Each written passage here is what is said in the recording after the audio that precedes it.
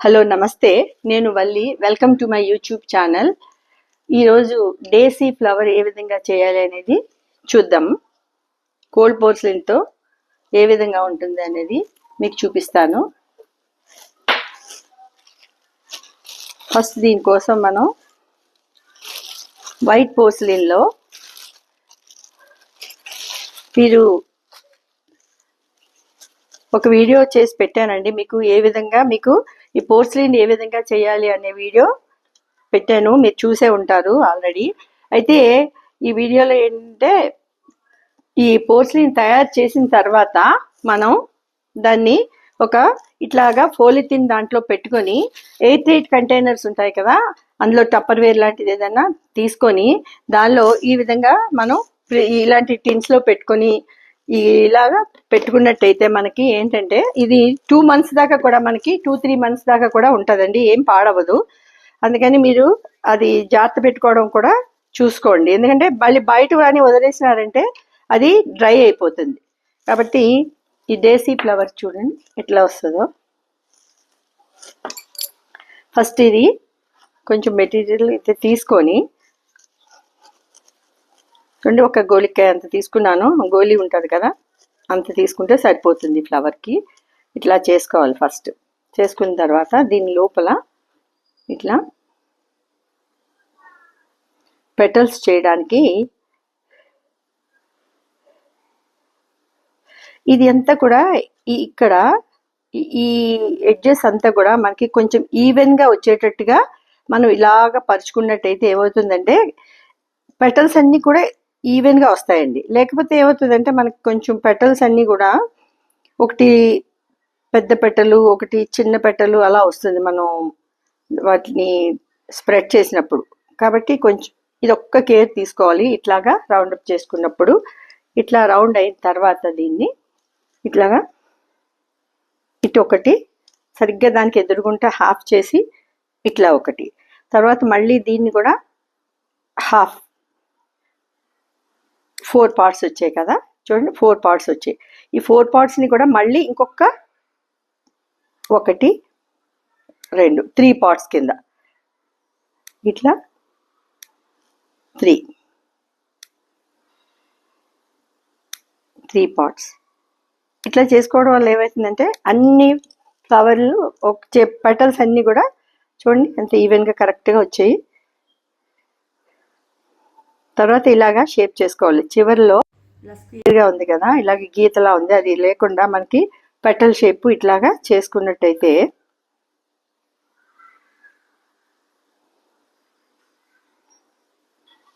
ఇట్లాగా షేప్ చేసుకోవాలి. చేసుకున్న తర్వాత మీ దగ్గర ఇది ఉంటే సరే, లేకపోయినట్టయితే మీకు టూత్ పిక్తో అయినా సరే మనం ఇట్లాగా షేప్స్ ఇచ్చుకుంటూ రావచ్చు.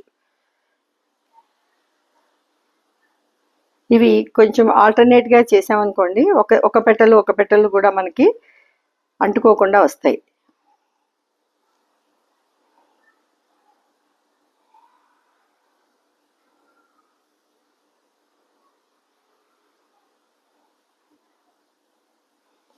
ఇది ఒక రౌండ్ అయిపోయింది.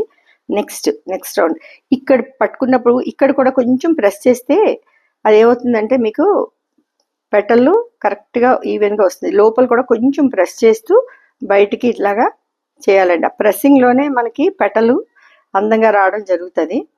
మీరు పట్టుకుని ఇది జస్ట్ మరీ గట్టిగా ప్రెస్ చేసినా అది పోర్సిలిన్ అంతా కూడా సరిగా రాదు. కరెక్ట్గా చేయాలి మీరు. ఈ విధంగా ఒక్కొక్క పెటలు తీసుకుని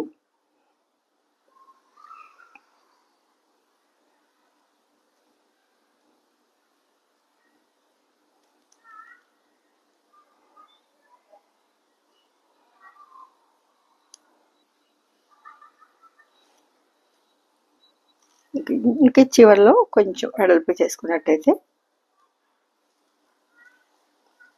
ఎడ్జెస్లో కొంచెం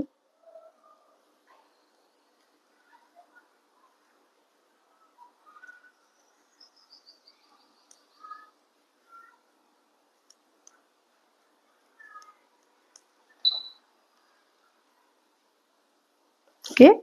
ఇట్లా రెడీ అయిన తర్వాత మనం ఏం చేయాలంటే ఈ లోపల పెట్టాం కదండి, ఈ పార్ట్ ఏ విధంగా చేయాలో చూపిస్తాను చూడండి. దీనికి మనం ఆల్రెడీ కొంచెం పోర్సిలిన్లో నేను ఎల్లో కలరు మిక్స్ చేసి పెట్టుకున్నాను. ఇదేంటంటే మనం బోర్డుకి అది ఫిక్స్ చేసుకోవాలంటే మనము ఇలాగా అవసరం లేదు. లేకపోయినట్టయితే మనం ఇట్లాగా మనకి వైర్ అమ్ముతారు, ఇట్లాంటివి తీసుకొని ఆ వైర్ని కట్ చేసుకొని ఇలా తీసుకొని దానికి ఇట్లా బేస్ లాగా చుట్టి పెట్టుకుంటే ఈ విధంగా చేయొచ్చు అండి. ఇలా చేసిన తర్వాత దాన్ని మనం ఈ బాల్లా చేసి దీన్ని ఫిక్స్ చేసుకున్న తర్వాత మన దగ్గర ఇలాంటివి ఉంటాయి కదా, ఈ జ్యూస్ తీసుకునేది, అది దాని మీద మనం ఇట్లా అనేస్తే ఇంప్రెషన్ మనకి కరెక్ట్గా వస్తుంది. చూడండి ఇట్లా వచ్చిందా, ఇంప్రెషన్స్ ఇట్లా వస్తాయి. ఇట్లా ఇంప్రెషన్ వచ్చిన తర్వాత దీన్ని ఫిక్స్ చేసుకున్న ఇది సెంటర్లోకి ఇట్లా పెడితే ఇప్పుడు ఫ్లవరు రెడీ అయ్యింది మీకు. ఇట్లా వచ్చిన తర్వాత ఇప్పుడు ఈ బ్యాక్ సైడ్ని ఈ విధంగా ఎలా చేయాలో చూపిస్తాను. బ్యాక్ సైడ్ ఏ విధంగా పెట్టాలంటే దానికి మళ్ళీ మనం కొంచెం పోర్సిలిన్లో గ్రీన్ కలర్ కలుపుకుని ఇట్లా తీసుకోవాలండి. మనం మీ చేతిలో ఇలాంటివి ఉన్నట్టయితే ఇట్లాంటివి మనకు ఆన్లైన్ దొరుకుతాయి. ఇవి కూడా చాలా ఎక్స్పెన్సివ్ ఏం కాదండి. మీకు ఆన్లైన్లో 250 రూపీస్ 300 పెడితే మొత్తం సెట్ అంతా వస్తుంది మీకు. ఒకసారి అమెజాన్లో కానీ మీషో యాప్లో కానీ చూసుకున్నట్టయితే మీకు ఇటువంటి అన్ని కలిపి ఒక 300-400లో మొత్తం సెట్ అంతా వస్తుంది. ఈ కేక్ వాటి గురించి వాడతారు, కేక్ చేసేటప్పుడు వాడేవన్నమాట ఇవన్నీ. ఇట్లాగా రోలింగ్ పిన్ తీసుకొని మనం దీన్ని, మన దగ్గర ఇది లేకపోతే చపాతీ ఒత్తుకునేది ఉంటుంది కదా, అదైనా సరే తీసుకొని, అంటే ఇమ్మీడియట్గా మనకి అన్నీ అవసరం ఉండదు, ఇట్లా ప్రెస్ చేసుకుంటే ఇదిగోండి ఇట్లా వస్తుంది.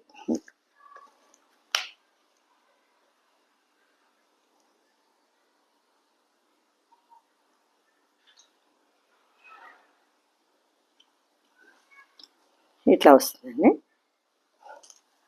దీన్ని మనం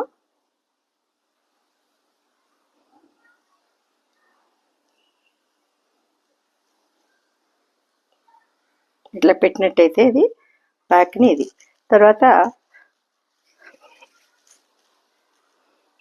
ఇది మొత్తం డ్రై అయిపోయిన తర్వాత దీన్ని తీసుకొని ఈ విధంగా దీనికి అంతా కూడా చుట్టినట్టయితే ఇలాగా మనకి బ్యాక్ సైడ్ వస్తుంది. ఇది వెట్గా ఉంది కాబట్టి నేను ఇప్పుడు అది చేయలేను, మళ్ళీ షేప్ పాడైపోతుంది ఇది, అందుకని జస్ట్ బ్యాక్ వరకు చూపించాను. ఇది తీసుకొని మీరు ఇదంతా కూడా ఫిల్ చేసేసుకున్నట్టయితే మీకు న్యాచురల్ ఫ్లవర్ లాగా వస్తుంది. అయితే దీని తర్వాత దీనిలో ఏంటంటే మనకి ఇవి పేస్టల్ కలర్స్ అంటారండి. ఇవి చాక్ పీసుల్లా వస్తాయి. నెక్స్ట్ క్లాస్లో మీకు నేను అవి చూపిస్తాను బాక్స్. అది తీసుకొని ఇలా కొంచెం వెట్టగా ఉన్నప్పుడు కొంచెం కలరు, కొంచెం ఆరెంజ్ వేసాను నేను, చూడండి కొంచెం ఆరెంజ్ అండ్ కొంచెం ఎల్లో మిక్స్ చేసి ఈ సెంటర్లో ఇక్కడ నుంచి మనం కలర్ వేసుకోవాలి ఇలా.